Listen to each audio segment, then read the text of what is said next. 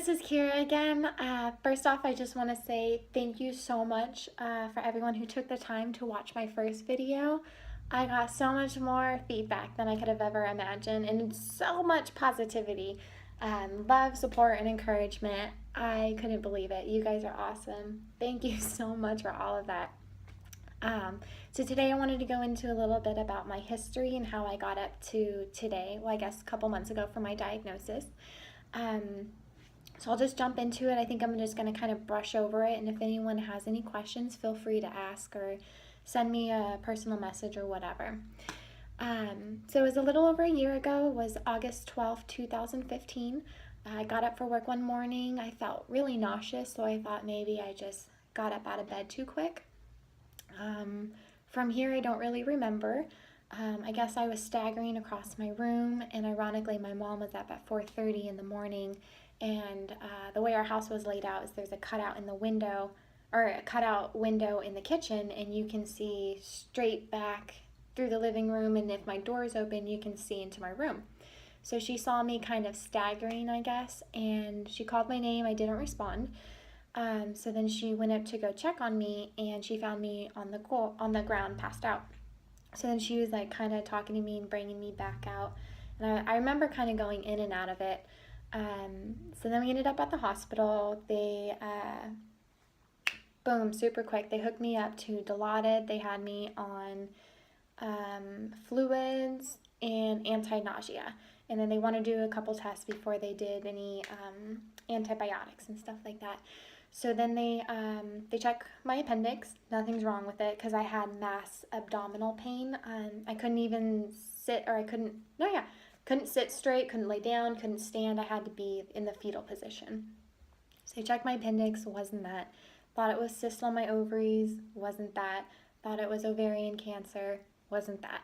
So those were the first three that they checked for. So they did the CAT scan and the ultrasound and then the blood work. So all of that was negative. So then they come back and take a bunch of blood where they run a bunch of tests for cancers and diseases.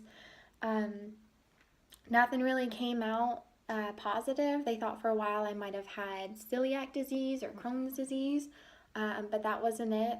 The reason they thought that was because I literally could not hold down anything. But I got to the point, the third day, I couldn't even drink water.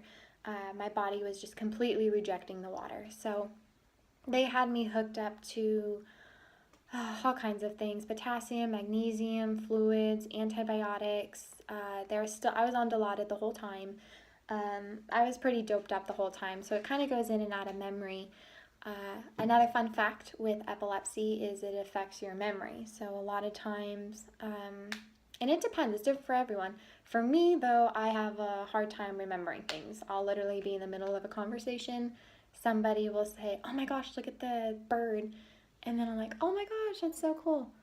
Boom, forgot completely what we were just talking about, like for the last hour. Completely. So I'm starting to learn just to laugh that one off. So I kind of go in and out, and then I remember other things, and so I might jump in and tell that too. So I apologize about that. So they ran all these tests. My white cell blood count was all normal the entire time, so that was really good. So they were kind of confused on that, and then I was confused on why they kept checking for cancers, but precaution, you know. And so they did, okay, so some of the tests that I had done was I had the CAT scans, MRI, ultrasound, upper and lower GI. I had an endoscopy where they took 17 biopsies. Some of you might not like these, so ones who don't like gross pictures, look away for the next 10 seconds. And for those who are on the medical field, you might like some of these. So I hope it's lined up in the screen.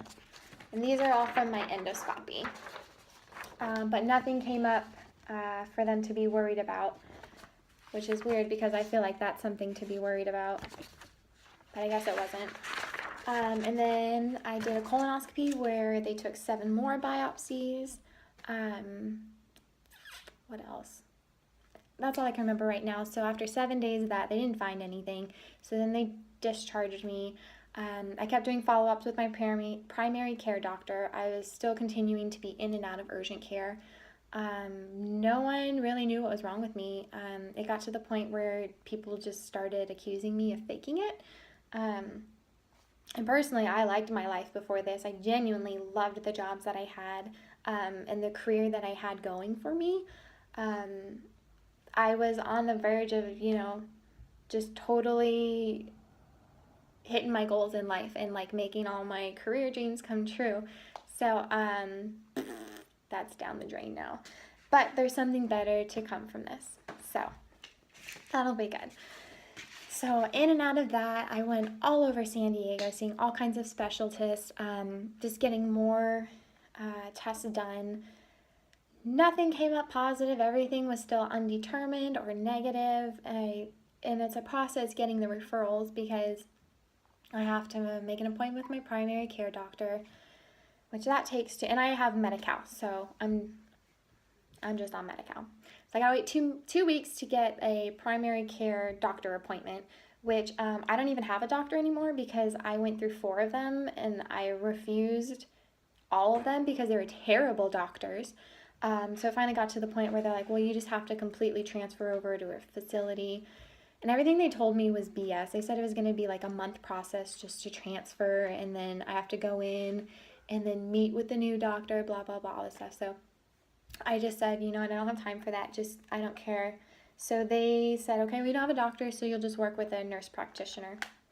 Okay, so the nurse practitioner comes in and tells me, we figured out what's wrong with you. You are allergic to dairy, wheat, tree nuts, and sesame. And I'm like, holy shit, that's everything. So I went basically from eating whatever I wanted to vegan. And I could eat meat, but since the hospital, my body can't process meat. It's just, I think all of those medications that they put me on just completely destroyed certain parts of my body, absolutely. And so I just can't process meat anymore. So I basically went straight vegan. I did not realize that all of those things are literally in everything. It is so hard to find food that is gluten, dairy-free, nut-free, and sesame-free. It is so hard. My heart goes out to all of you people who have that diet and those allergies. It is such a struggle. And for people who are friends who do have those allergies or health problems where they're, gluten intolerant, try to be patient with them.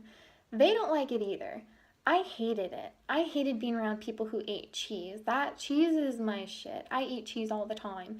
So when I was around people eating cheese, and I was misdiagnosed for 2 months, I didn't want to be around them. And then when people would get irritated that I had to go to a certain place, they'd make comments. They wouldn't be irritated, but they'd be like, you and your special diet. Like, I didn't want the special diet. So just try and think about that. If you have friends that do have special diets, try not to kind of joke around with them, because chances are they did not choose that diet out of fun. It has to do with their health.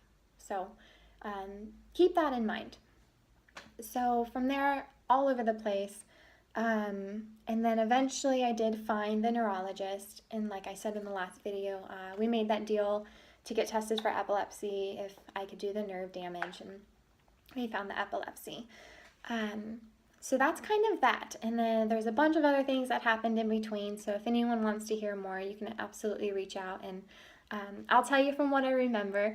And a lot of the feedback I got from the last video was the 2 words, depression and anxiety. So I think that's a really good one to kind of continue to talk about in every video. And same with other emotions. If you have anger problems, if you're bipolar, if you have self-esteem issues, and any other emotions that I might not be listing right now, if anyone ever wants to talk about it or have me kind of touch on this subject, you can absolutely reach out and I can do some research if it's something that I don't know much about. And I would love to talk about it and open up and again connect to other people who have the same thing going on. So I would love for anyone to reach out to me. You can comment below. You can send me a private message. I was insanely shocked with how many views and shares that I got on the first video, within like 3 days. So I think being able to talk about all these things is really great because it just within one video, so many people learned that there are 40 different